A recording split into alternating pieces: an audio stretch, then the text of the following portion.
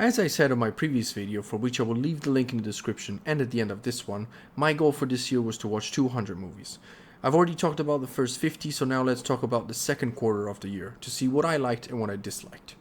So, out of the 50 movies that I've watched in the last 3 months, 25 of them were completely new, while the other 25 I had already previously watched.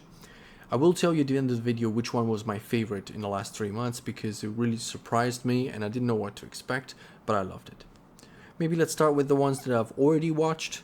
And so out of those 25, 18 of those were superhero movies. I know we're kind of getting sick of them because there's been too many over the last few years, but I've been doing slowly a rewatch of the MCU this year. So we'll start with those. It fit pretty perfectly because I watched from Avengers Assemble, so from 2012 all the way to Avengers Endgame. So it's kind of a big arc of these movies, and it kind of ends and starts in the perfect way. So we're talking about Avengers Assemble, Iron Man 3, Thor the Dark World, Captain America the Winter Soldier, Guardians of the Galaxy, Avengers Age of Ultron, Ant-Man, Captain America Civil War, Doctor Strange, Guardians of the Galaxy Volume 2, Spider-Man Homecoming, Thor Ragnarok, Black Panther, Avengers Infinity War, Ant-Man and the Wasp, Captain Marvel, and Avengers Endgame. So there's not really much to say about these movies. We all know about them. If you don't, you probably have been living in a box for the last 10 to 15 years. Not sure. But anyway, most of the last few movies of this list were a big event. And now let's say that maybe this kind of fever for the MCU movies is kind of coming back in a way, because this year in 2024 we don't have much.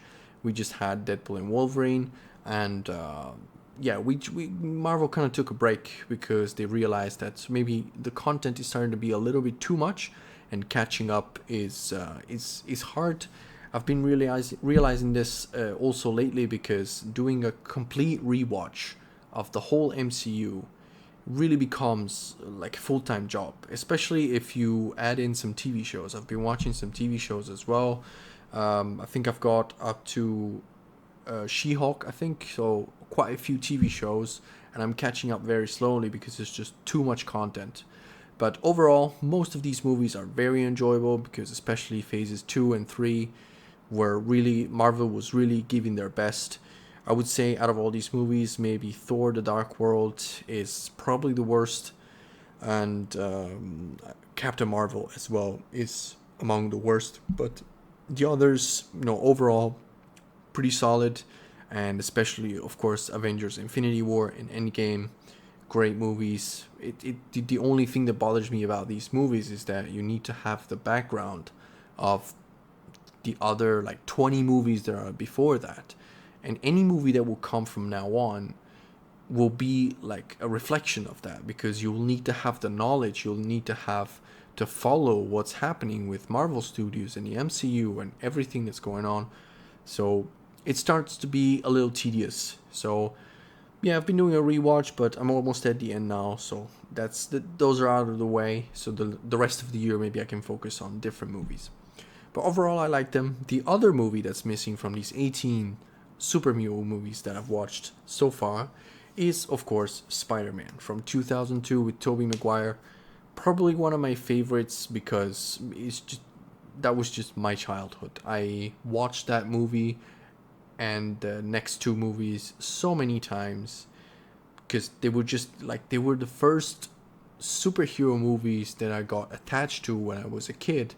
And Spider-Man is such a fantastic character that everyone loves. No, I never heard about anyone saying they don't like Spider-Man, because it's literally amazing.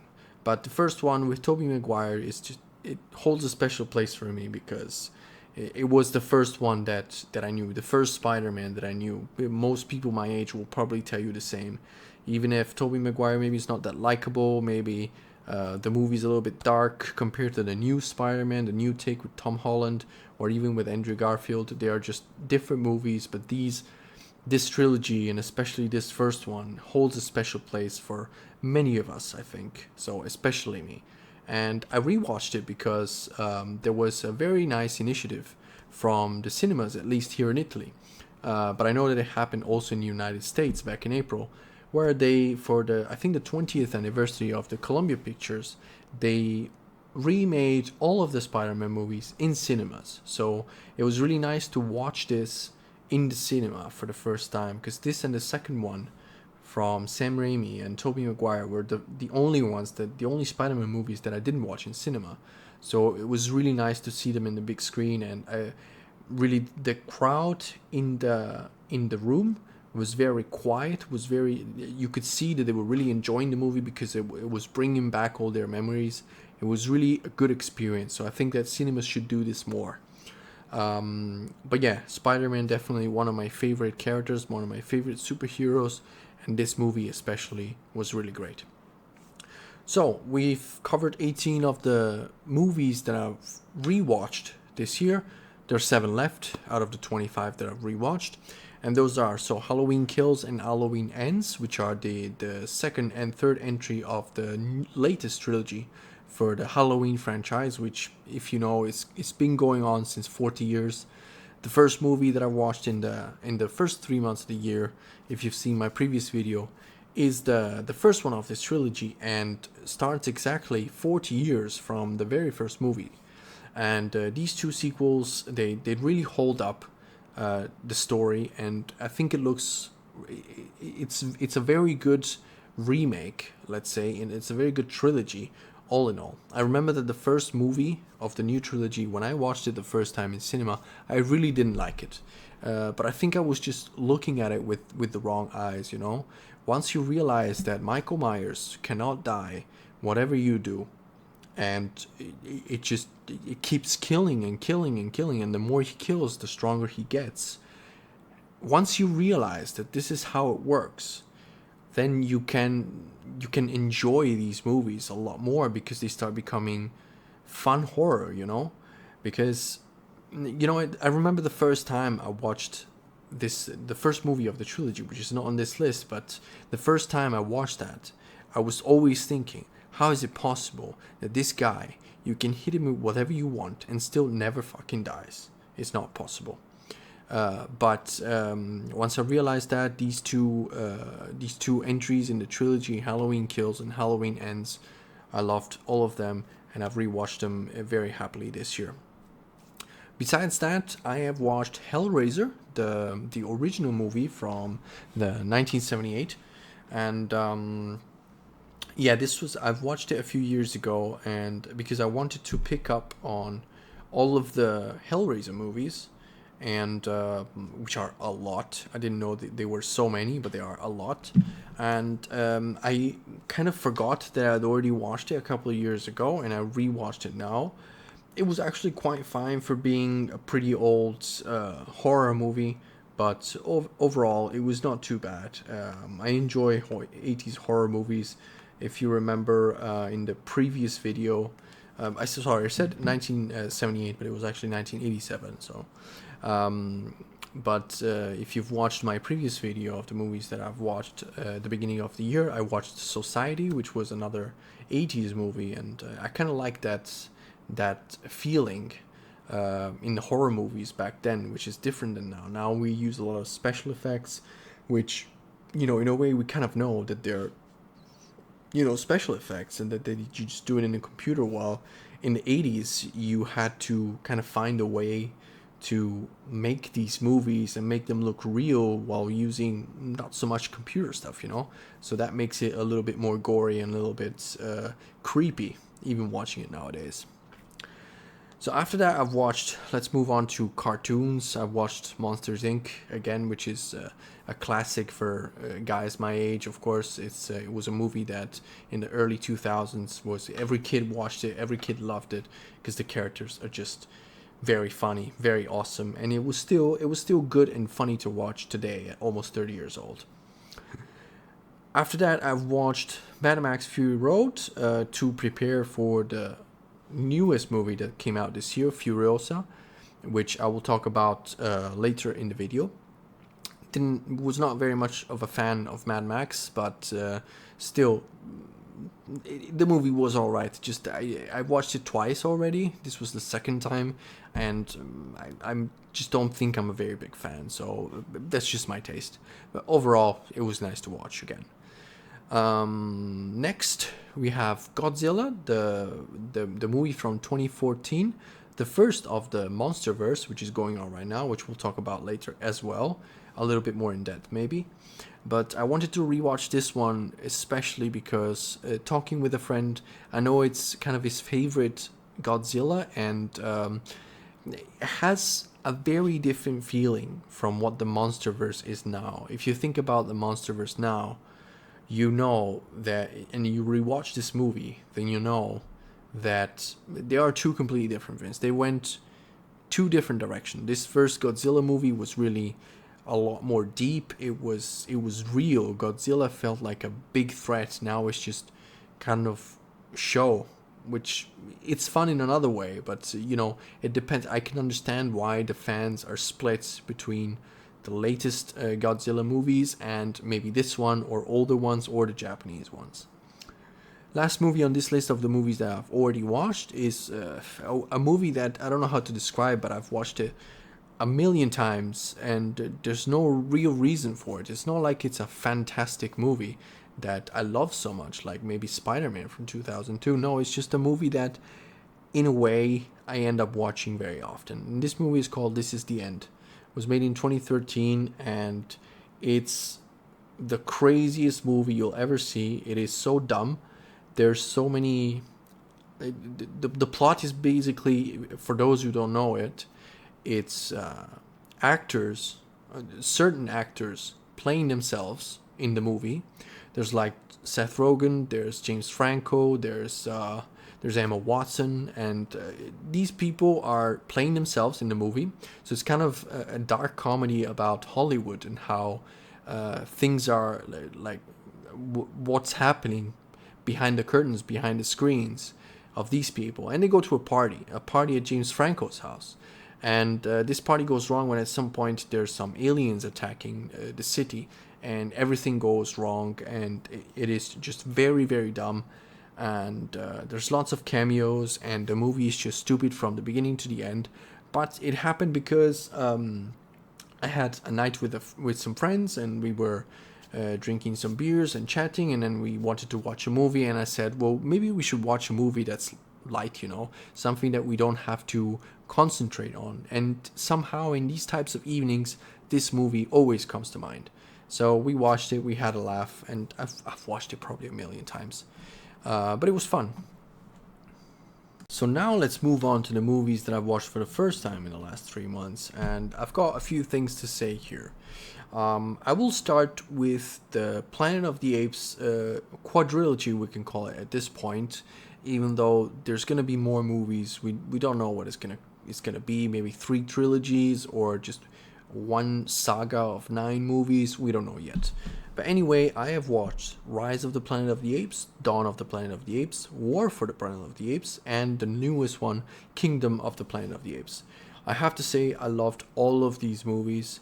They were I discovered them this year because with coming out of the latest movie, Kingdom, I was excited. I watched the trailer and I was excited, and I would talk about it maybe with some older people of the older generation. They would say, oh, the old Planet of the Apes movies are so great, so we should rewatch these new ones. Like it was really exciting. So just a few weeks before Kingdom of the Planet of the Apes, I went on Disney Plus and I watched all of them. And to be honest, they are all great. The story of Caesar in the first 3 movies is really, really deep, and Caesar is just a character that you love. And these apes, they become more important than the humans that you have in these movies. I loved Caesar from the first movie to the last one, and it was really, his story was very deep, very good, and this battle that they had between, well, first, exactly the way they rose and the way they became the apes that they are now, and then the fight among them, and then the fight with the humans, everything was really great. So I was really excited then for Kingdom of the Planet of the Apes, because I watched the first three just a few days before going to the cinema and watching this new one, and I was hoping that I would love it so much, and I did. Caesar's not there anymore. If you didn't watch what was happening, but in the last movie, which came out in 2017, War for the Planet of the Apes. It's the end of Caesar, and so this Kingdom of the Planet of the Apes starts in a new area, many generations after Caesar, and the story really holds up. There's a lot more apes. There's basically no humans here, except for a couple, and I have to say that this new character Noah is it's really just as deep as Caesar, and his story is really worth telling, and I'm really excited for the next few movies that are coming. I know there are a total of 9 movies planned, so we still get 5. I don't know when, since it took them 7 years to make this one. I guess maybe they didn't have the ideas yet for the next movies. They probably do now. So I'm hoping for the next movie to come out by 2026, 2027. But overall, all great movies, and this one that I've watched in the cinema, Kingdom of the Planet of the Apes, I definitely recommend it. I've heard that in the Blu-ray version that's coming out very soon, actually, there's going to be a version of the movie where you will not see the CGI, so you will not see the apes, but you will just see the actors playing as the apes. And I'm really excited to see that version of the movie, because I really want to see the motion capture on these actors and their talent, because I think it's something that you don't need to overlook, because you just see the apes in the movie, but there's actors behind these apes that really can do a good job in motion capture. So next I will talk about, I guess, Furiosa. It's the movie I've already mentioned before. It's a new movie from the Mad Max saga. I guess if there's going to be a saga, or if they are continuing, if they're creating another multiverse of Mad Max, I don't know. I didn't enjoy this very much. Like I said previously, Mad Max Fury Road was not really my favorite movie of the last 3 months, even though many people love it. And a couple of friends I went with to watch this new one, they also loved this one. I think it's just not my style. I didn't really understand what was going on. I didn't relate to the characters. I didn't feel like they were important, and the movie felt very long, and in the end I didn't enjoy it. I cannot say that it was a bad movie, because I don't think it was. I think it just was not a movie for me. Next up, I will choose, I guess we can go for, this couple of movies is gonna be, it was quite a ride when I watched them. So the first one I'm gonna talk about is Barbie, and the other one is the Super Mario Bros. Movie. And now I'm gonna explain to you why I'm gonna put these together, because I've watched them on the same day. These two movies I had missed in cinema last year, 2023. And so I was waiting to buy the physical copy to watch them at home. So at the same time, I bought Barbie and the Super Mario Bros. Movie. I was excited to watch both of them. I didn't know what to expect from Barbie, but I was still excited to watch it. So got home, watched Barbie first, and man am I happy I watched it first, because I really did not like Barbie. It was just fan service and making everything about women, but in a way that I didn't think it was a healthy way to explain maybe issues that are actually happening in the real world, and the way that women are treated in certain situations compared to men. I think it was just put in a way that is way too much. It was not portrayed in a nice way, I think. And also I just didn't like, I thought the story was very basic, like playing with a toy and then needing to go back to your childhood memories to meet that toy, but the toy doesn't feel like it's up to the standards. It's like Barbie. I don't know. I really disliked it. It was almost hard for me to get to the end of the movie, because I just couldn't stand it. Luckily, right after Barbie, I turned it off. I put Super Mario Bros. Movie, and I watched that, and I loved it. It was fantastic. Even though I I wasn't really a Super Mario player when I was a kid because I didn't have these kind of consoles. But this movie, you could tell that a Super Mario fan probably had the best time watching this movie. The colors in the movie were fantastic. The story was nice, and even though it's taken from such a simple game like Super Mario, where you just have to jump and run, it's the movie was done really well. It was taking from levels of different games of Super Mario, of Donkey Kong. It was everything was just fantastic. I loved it. It was so much fun. So I'm happy I watched these two movies together because let's say that Super Mario Bros. Movie compensated with what Barbie didn't really make up for me. Next up, I'm going to talk about Dylan Dog, Dead of Night. For those of you who are Italian or if they know the character, Dylan Dog is a character of a comic book series that is very, very popular in Italy. And it's probably one of the longest comic books ever in Italy, and it's been going on since the 80s. There's an issue of Dylan Dog coming out every single month since the 80s. And I've read many comics of this. I have many at home. I'm trying to have the whole collection, so I know the character very well. This movie was made in America with people probably that did not know what Dylan Dog really was, or did not have the rights to make the movie exactly like in the comics, because when I watched this now, I knew this was going to be completely different from the comics, and so I watched it, I already knew what was coming. So in a way, it was not terrible for me, even though I'm a really big fan of Dylan Dog. If you know the comics, and if you expect to watch a movie that is exactly like the comics, this is not what's happening. Dylan Dog, Dead of Night is a completely different movie. It just takes the character's name, his clothes, and a couple of things from this world where Dylan Dog is, and just completely changes everything. Dylan Dog, the comic book, takes place in London. This one takes place in New Orleans. His assistant Groucho, which is inspired from Groucho Marx, is not in the movie. The creatures in the movie are kind of weird. I believe that you could make a really good Dylan Dog movie if you knew the stories and especially the atmosphere that you get from the comics. You can make a really good movie. There's probably, it was announced now, I don't know, because I think this was before COVID.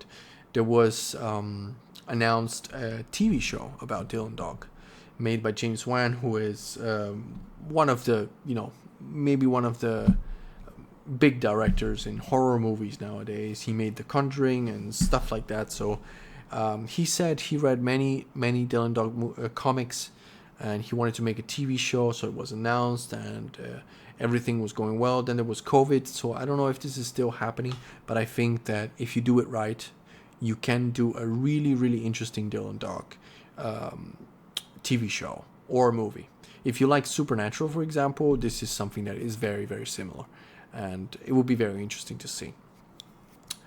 Now next, I will move back to Godzilla that we talked about before, because I watched other two Godzilla movies this year. One of them, as you might have guessed, is Godzilla x Kong: The New Empire, the latest MonsterVerse movie that came out. And, as long as you watch this with the eyes of the new MonsterVerse, then you're going to enjoy it, because it was, it was trashy, but it was trashy in a fun way. There's so many things happening. There's so many monsters. There's Godzilla flying. There's a mechanical arm for Kong. And there's a million monsters and so many fight scenes. I believe that the humans you could just take completely away from this movie and it would even be better. But I'm not saying it's a great movie, but it's fun. It's a fun popcorn movie that you can watch at home or even in cinema, and you just have fun for a couple of hours and then you can forget it. We're not talking about a Godzilla movie for diehard fans. This is just fan service. This is a fun movie for 2 hours to watch with your family or your friends and have a laugh, and that's all it is. But overall, I liked it. The other Godzilla movie I want to talk about is Godzilla -1, which is a movie that completely surprised everyone last year. It's the latest Japanese movie about their favorite monster, Godzilla. I find the title also very, very interesting, and I didn't know what it was about until I watched the movie, which I will not spoil for you. But I have to say that this Godzilla movie is more in the lines of maybe the first Godzilla movie of the MonsterVerse, or just in general the Japanese Godzilla culture that they have. And I think if you're a diehard fan of Godzilla, you probably already watched this, but and you also know that last year it was one of the best movies of last year. It came out in December, and I missed it in cinema for just a couple of days. It hit Netflix a few months ago, so I watched it there. And but definitely worth watching.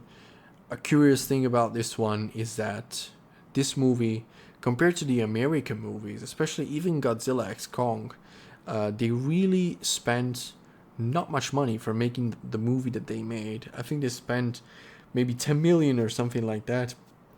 I'm not sure. I'm just shooting numbers, but if you know about how much the Americans spend to make movies like that, and then you see the Japanese making the same type of movie with a tenth of the money, it's pretty incredible what they can do. Because if you see these special effects, they have that feeling of the Japanese old movies, but still it looks very, very good, very, very, very modern. So I don't know how they did it, but it was really a surprise. Also because with that amount of money that they used, which is not that much, then they made at least 10 times that, and they made so much money because this movie is great. Now we'll move on to, let's talk about two old movies. I've watched many horror movies in the past 3 months. These next ones are The Stuff and Toolbox Murders. They are both movies from the 80s, and I have to say the Toolbox Murders, I won't say much about it because it's a terrible movie. I watched it. I bought it from, I think, a store where it was sold for like a 4K version for like €5, and I guess there was a reason. This movie is terrible. The story makes no sense, and the evil guy is not scary at all, and it's not because it's a movie from the 80s. It's just this movie is just bad. Not every 80s movie is good. So this one is just to forget. I don't recommend watching it. But The Stuff was a little bit better. It was about this thing, exactly, this stuff that was kind of taking over a city, and it was kind of, and it had a weird feeling. It was really a movie for the 80s. If you made a movie like that today, people would watch and be like, why did you make this? It makes no sense.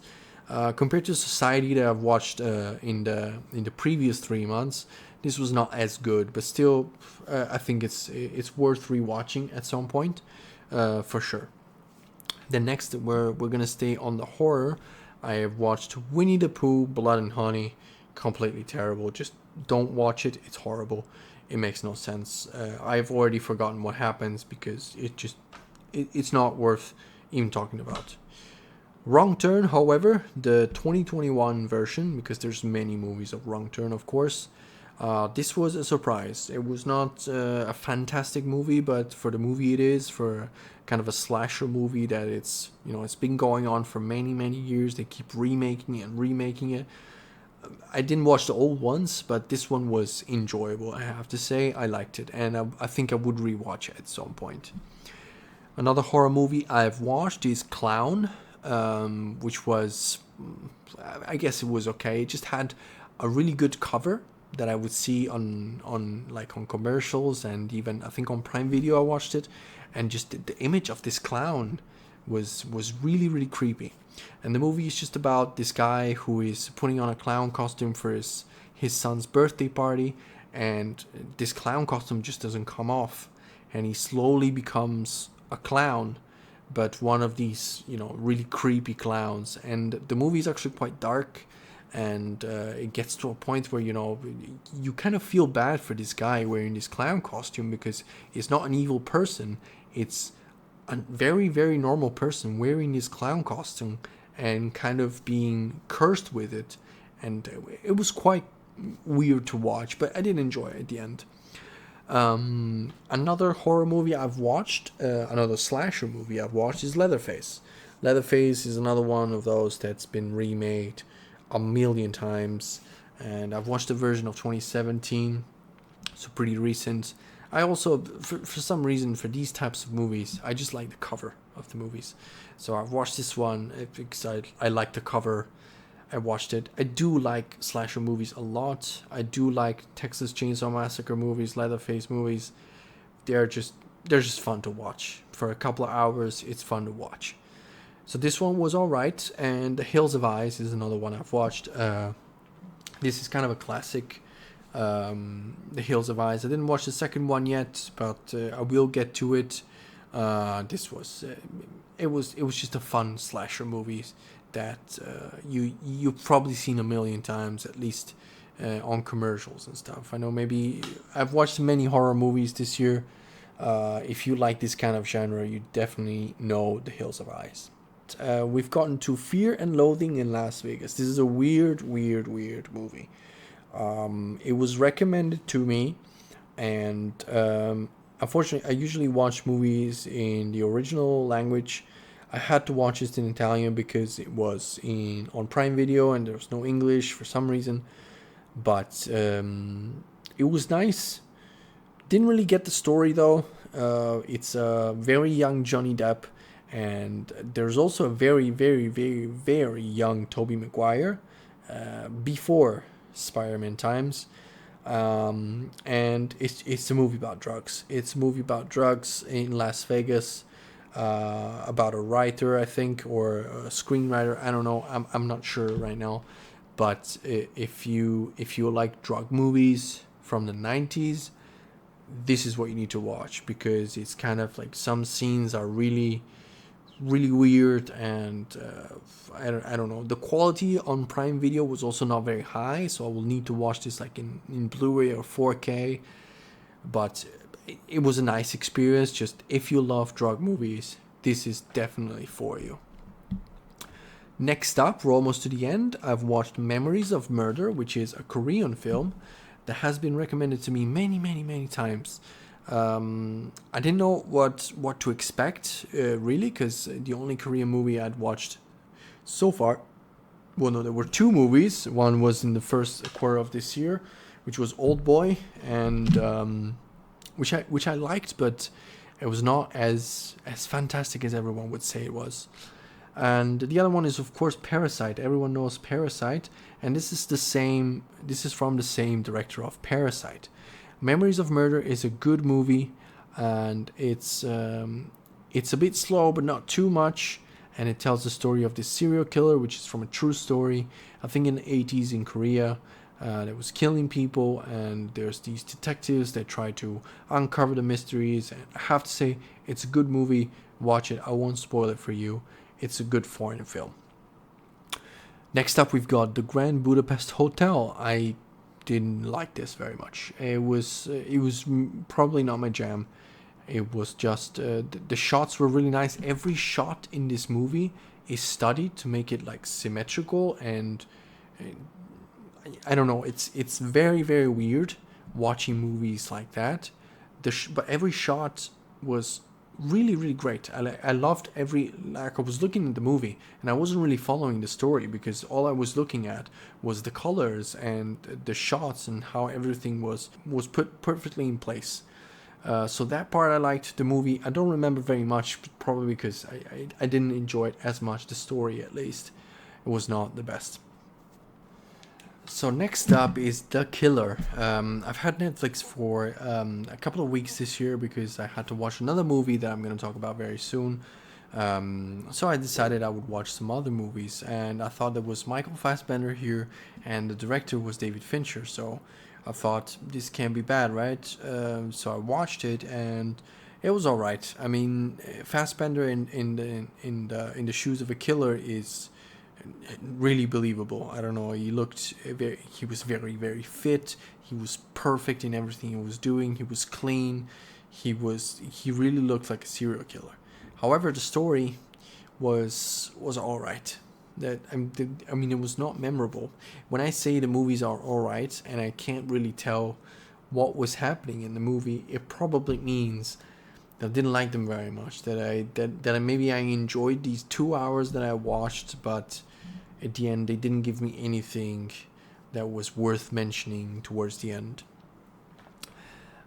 I've got just a couple of movies left to mention. One of them is You Were Never Really Here, a movie with Joaquin Phoenix, which, once again, same like The Killer, I was expecting a lot because it looked like a movie where you would have kind of a similar character to the Joker that he's playing right now, and I thought it would be very interesting, but to be honest, the movie's kind of slow and nothing was really happening, so I was expecting more from this.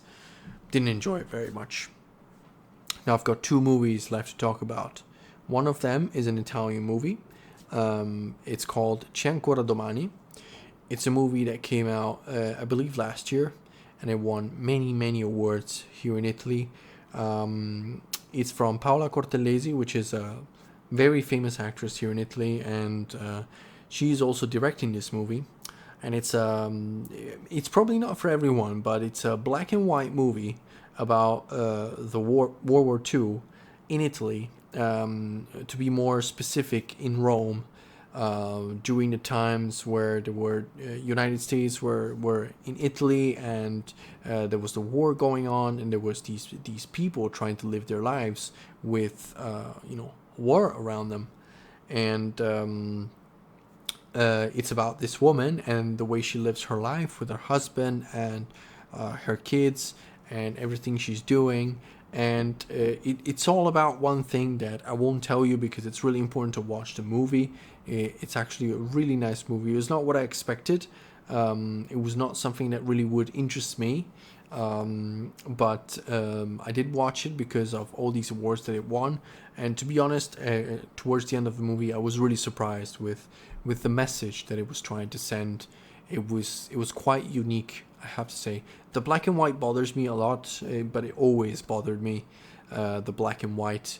But this is just a personal opinion. So I recommend, if you like war movies, if you like foreign films, watch C'è ancora domani, which means there's still tomorrow. And last but not least, as I said at the beginning of the video, I will tell you which movie I loved the most from these past 3 months. This movie is called Green Street, or Green Street Hooligans, or here in Italy, only Hooligans. Don't know why they changed the title when it's just that simple, but I really liked this movie. It was about an American boy being expelled from his college or university for something that he didn't do, and that moves to the UK to, I guess, his sister, and starts living in the UK and starts building a new life in the UK, and meets this guy who is, I think, the brother of the husband of his sister, who is a very, very passionate hooligan. The hooligans are these big fans of football, of soccer, how they call it in the States, I guess.